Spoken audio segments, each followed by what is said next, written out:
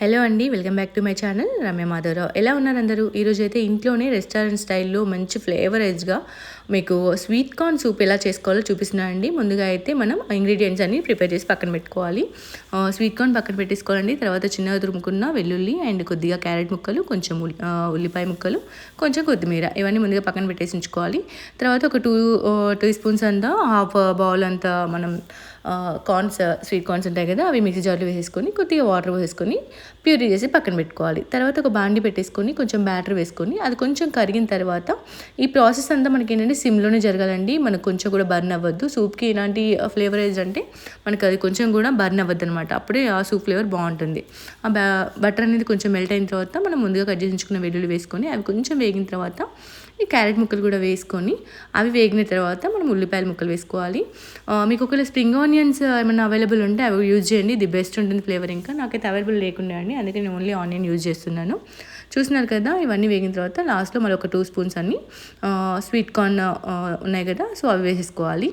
అవి కూడా కొంచెం పచ్చివాసన పోయిన తర్వాత కొద్దిగా గోలినట్టు అయిన తర్వాత మనం సూప్ అయితే ఎంత కన్సిస్టెన్సీలో కావాలి, ఎంత క్వాంటిటీ కావాలని మనకు తెలిసి ఉంటుంది కదా. నేనైతే ఒక 750 ml వాటర్ తీసుకున్నానండి. అందులోనే ముందుగా పట్టించుకున్న ప్యూరీ ఏదైతే ఉందో స్వీట్ కార్న్ గింజలతో చేసిన ప్యూరీని అందులో వేసేసుకొని తగినంత ఉప్పు వేసేసుకొని మంచిగా బాయిల్ చేసుకోవాలండి.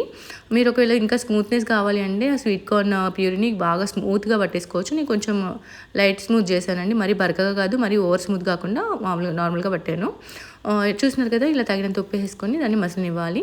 ఇలా మసులుతున్నప్పుడు మనకి ఏంటంటే పైన కొంచెం తేటలాగా వస్తుంది కదా నురుగు, అది తీసేసుకోవాలండి. అప్పుడే మనకి ఏంటంటే సూప్ అనేది చాలా స్మూత్గా తాగితే కూడా మనకి ఎలాంటి డిస్టర్బెన్స్ అనేది లేకుండా ఫ్లేవరైజ్డ్గా ఉంటుందన్నమాట. సో పైన వచ్చిన ఈ నురుగును మొత్తం తీసేసుకోవాలి మనం. చూస్తున్నారు కదా, అది మసిలిన కొద్దీ మనకు కొంచెం పైన తేట అనేది వచ్చేస్తూ ఉంటుంది. సో అది తీసేసుకోవాలి. ఈ వర్షాకాలంలో ఏంటంటే మనకి ఇది మస్ట్ అండ్ షుడ్గా మనం వీక్లీ వన్స్ అయినా ఇలాంటి సూప్స్ తీసుకోవడం వల్ల జలుబులు, దగ్గులు లాంటివి ఏమైనా ఉన్నా, థ్రోట్ ఇన్ఫెక్షన్స్ ఉన్నా కూడా కొంచెం ఇవి మంచి హాయిగా అనిపిస్తుంది అనమాట, వెచ్చగా. చూస్తున్నారు కదా, అలా తేడా తీసేసిన తర్వాత కలబెట్టేసుకొని దీంట్లో మనం ఏంటంటే స్పైసెస్ ఏం యూజ్ చేయట్లేదు కాబట్టి మస్ట్ అండ్ షుడ్గా మనకు మిరియాల పొడి అని ఉండాలండి. మీకు ఇంట్లో ఏది అవైలబుల్ ఉంటే అది వేసేసుకోండి. వైట్ పెప్పర్ అయితే వైట్ పెప్పర్, బ్లాక్ పెప్పర్ అయితే బ్లాక్ పెప్పర్.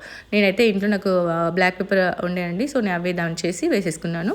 అదొక 1/2 teaspoon అంత మిరియాల పొడి. అయిన తర్వాత కొంచెం గ్రీన్ చిల్లీ సాస్ ఉంటుంది కదా, చిల్లీ సాస్ వేసుకున్నాను. అండ్ తర్వాత ఒక teaspoon అంతా వెనిగర్ వేసుకున్నాను.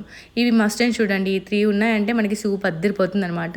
చూస్తున్నారు కదా, ఇలా అన్నీ వేసేసుకొని కలబెట్టేసుకోవాలి. తర్వాత మనం ఒక బౌల్లో కార్న్ఫ్లోర్ 1 teaspoon కార్న్ఫ్లోర్ పౌడర్ వేసుకొని ఒక 2 స్పూన్స్ అని వాటర్ పోసేసుకొని కలబెట్టేసుకోవాలి ఉండలేకుండా. దాన్ని మనం ఈ సూప్లో వేసేసుకొని మంచిగా కలబెట్టుకోవాలి. ఇది ఎందుకు అంటే మనకు సూప్ అనేది ఒక చిక్కదనం వస్తుంది.